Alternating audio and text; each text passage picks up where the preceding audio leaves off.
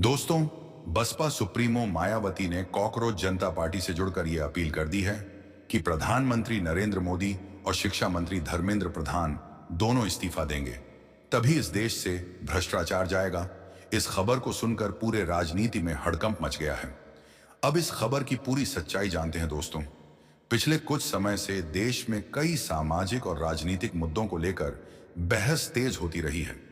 जब भी कोई बड़ा आंदोलन राष्ट्रीय स्तर पर चर्चा में आता है, तो लोगों की नजर केवल आंदोलन पर नहीं रहती, बल्कि इस बात पर भी रहती है कि बड़े राजनीतिक दल और उनके प्रमुख नेता उस मुद्दे पर क्या रुख अपनाते हैं। क्योंकि भारतीय राजनीति में कई बार किसी नेता का एक बयान भी नई राजनीतिक चर्चा शुरू कर देता है। मान लीजिए कि भविष्य में मायावती सोनम वांगचुक द्वारा उठाए जा रहे किसी मुद्दे पर खुलकर अपनी राय रखती हैं।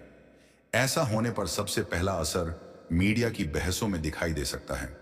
टीवी चैनलों पर लगातार चर्चा शुरू हो सकती है कि क्या यह केवल एक मुद्दे पर समर्थन है या फिर विपक्ष के भीतर किसी बड़े राजनीतिक संदेश की शुरुआत।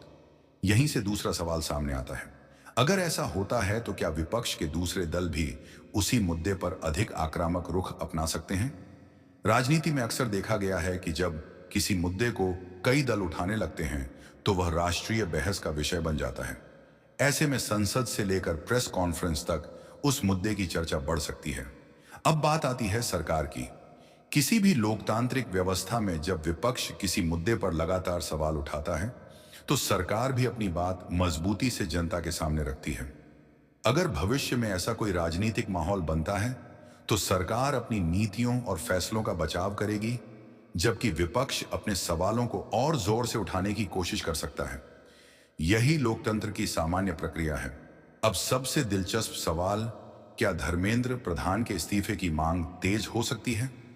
अगर किसी नीति या मुद्दे को लेकर विपक्ष पहले से सवाल उठा रहा हो और भविष्य में और दल भी उसी मुद्दे पर आवाज उठाएं, तो इस्तीफे की मांग राजनीतिक बहस का हिस्सा बन सकती है। लेकिन यह कहना कि इस्तीफा होगा सही नहीं होगा। भारत में किसी मंत्री का इस्तीफा कई संवैधानिक और राजनीतिक परिस्थितियों पर निर्भर करता है।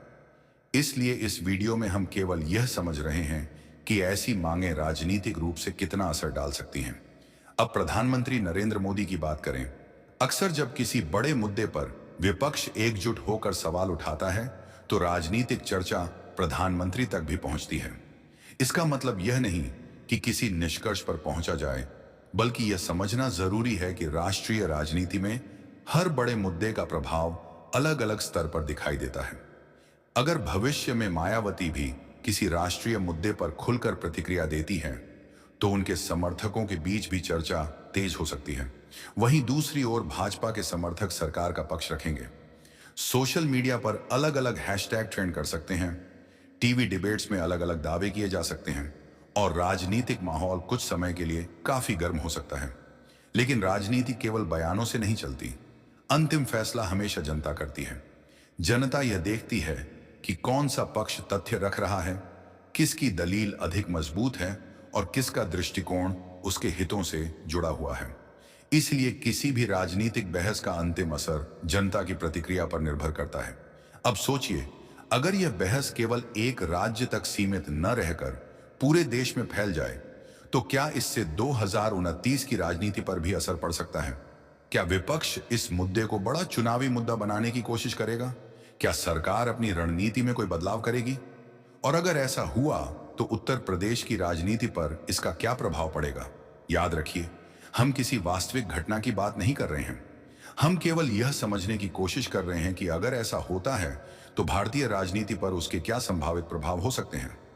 सबसे पहले विपक्ष की रणनीति पर नजर डालते हैं। राजनीति में जब किसी मुद्दे को एक से ज्यादा बड़े नेता उठाने लगते हैं, तो उस मुद्दे की गंभीरता अपने आप बढ़ जाती है। ऐसे में अलग अलग विपक्षी दल सरकार से सवाल पूछ सकते हैं, संसद में बहस की मांग हो सकती है, प्रेस कॉन्फ्रेंस हो सकती है और पूरे देश में उस मुद्दे पर चर्चा तेज हो सकती है। दूसरी तरफ भाजपा और सरकार भी अपनी बात मजबूती से जनता के सामने रख सकती है। सरकार यह बताने की कोशिश करेगी कि उसने जो भी फैसले लिए हैं वे देश हित में हैं। वहीं विपक्ष उन फैसलों की समीक्षा और आलोचना कर सकता है। लोकतंत्र में यही सामान्य प्रक्रिया होती है। अब बात आती है धर्मेंद्र प्रधान की। अगर भविष्य में किसी नीति या निर्णय को लेकर राजनीतिक विवाद बढ़ता है तो विपक्ष राजनीतिक दबाव बनाने के लिए संबंधित मंत्री से जवाब मांग सकता है। कई बार विपक्ष इस्तीफे की मांग भी करता है, लेकिन केवल मांग उठने का मतलब यह नहीं होता कि इस्तीफा तय है। किसी भी मंत्री का इस्तीफा राजनीतिक नेतृत्व, परिस्थितियों और संवैधानिक प्रक्रिया पर निर्भर करता है। अब एक और दिलचस्प सवाल उठता है, अगर मायावती जैसे बड़े नेता किसी मुद्दे पर खुलकर बोलते हैं तो क्या इससे उत्तर प्रदेश की राजनीति पर असर पड़ सकता है? इसकी संभावना पर राजनीतिक विश्लेषक चर्चा कर सकते हैं, क्योंकि उत्तर प्रदेश देश की सबसे महत्वपूर्ण राजनीतिक भूमि मानी जाती है।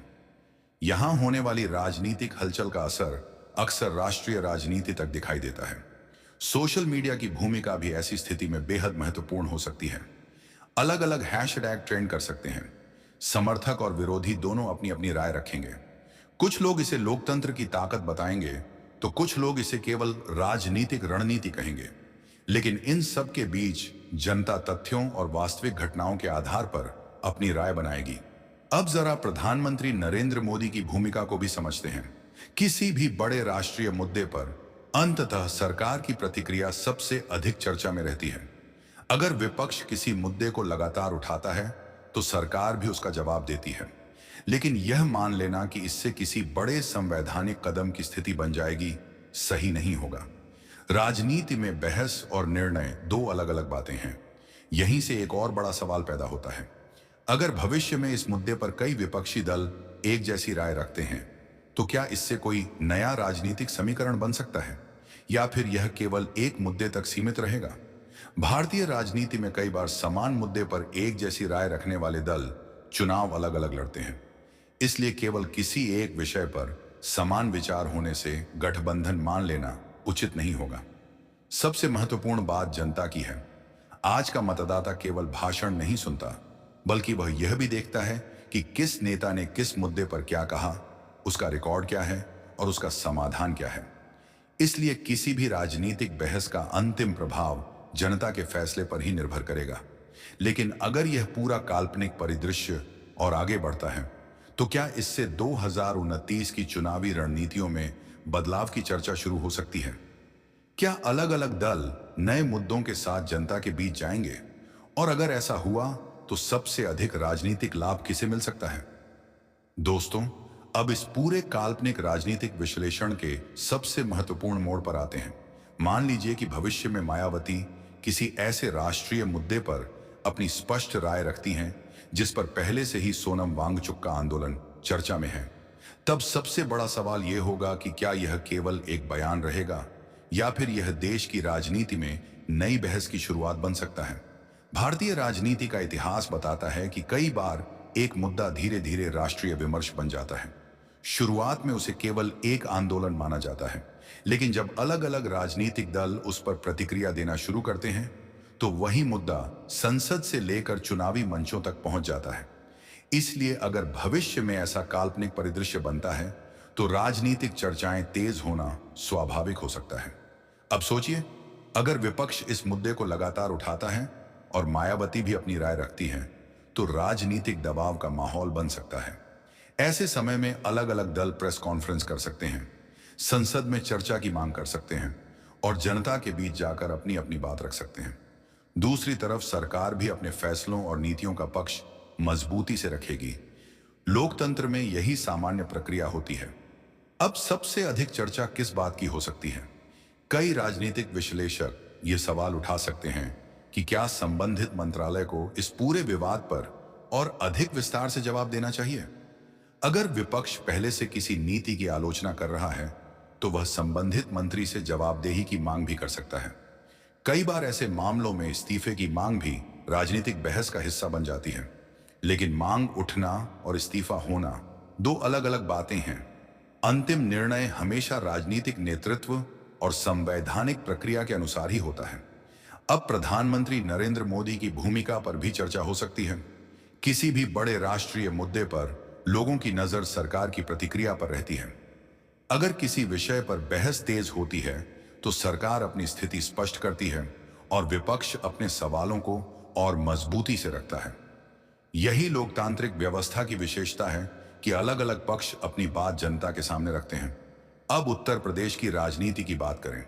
अगर मायावती किसी बड़े राष्ट्रीय मुद्दे पर सक्रिय रूप से अपनी राय रखती हैं, तो उत्तर प्रदेश में भी राजनीतिक चर्चाएं बढ़ सकती हैं। समर्थकों के बीच नए तर्क सामने आ सकते हैं और विरोधी दल भी अपनी रणनीति तय करने लगेंगे। लेकिन यह सब उस समय की वास्तविक परिस्थितियों पर निर्भर करेगा। सोशल मीडिया भी इस पूरे काल्पनिक परिदृश्य में बड़ी भूमिका निभा सकता है। अलग अलग हैशटैग ट्रेंड कर सकते हैं, लाखों लोग अपने विचार साझा कर सकते हैं। कुछ लोग कहेंगे कि यह लोकतंत्र की ताकत है, जबकि कुछ लोग इसे केवल राजनीतिक रणनीति मानेंगे। लेकिन अंत में जनता उन्हीं तथ्यों पर भरोसा करेगी जो आधिकारिक रूप से सामने आएंगे। अब सबसे बड़ा सवाल यह है कि क्या इस तरह की बहस आने वाले चुनावों के मुद्दों को प्रभावित कर सकती है। इसका जवाब आसान नहीं है। चुनाव केवल एक मुद्दे पर नहीं लड़े जाते। विकास, रोजगार, महंगाई, कानून व्यवस्था, स्थानीय समस्याएं और कई अन्य विषय भी जनता के फैसले को प्रभावित करते हैं। इसीलिए किसी एक मुद्दे से पूरे चुनावी परिणाम तय हो जाएंगे, ऐसा मानना उचित नहीं होगा। लेकिन राजनीति में धारणा भी महत्वपूर्ण होती है। अगर किसी मुद्दे पर लंबे समय तक चर्चा चलती है, तो राजनीतिक दल अपनी रणनीति में बदलाव कर सकते हैं। कोई नए वादे कर सकता है, कोई नई नीति की बात कर सकता है और कोई अपने पुराने फैसलों का बचाव कर सकता है। यही कारण है कि राजनीतिक विश्लेषक हर छोटे घटनाक्रम पर भी नजर रखते हैं। अब इस काल्पनिक विश्लेषण का सबसे बड़ा प्रश्न सामने आता है। अगर भविष्य में इस मुद्दे पर विपक्ष के कई दल एक जैसी राय रखने लगें, तो क्या भारतीय राजनीति में कोई नया समीकरण बन सकता है? क्या यह केवल एक आंदोलन तक सीमित रहेगा या फिर आने वाले चुनावों तक इसकी गूंज सुनाई दे सकती है?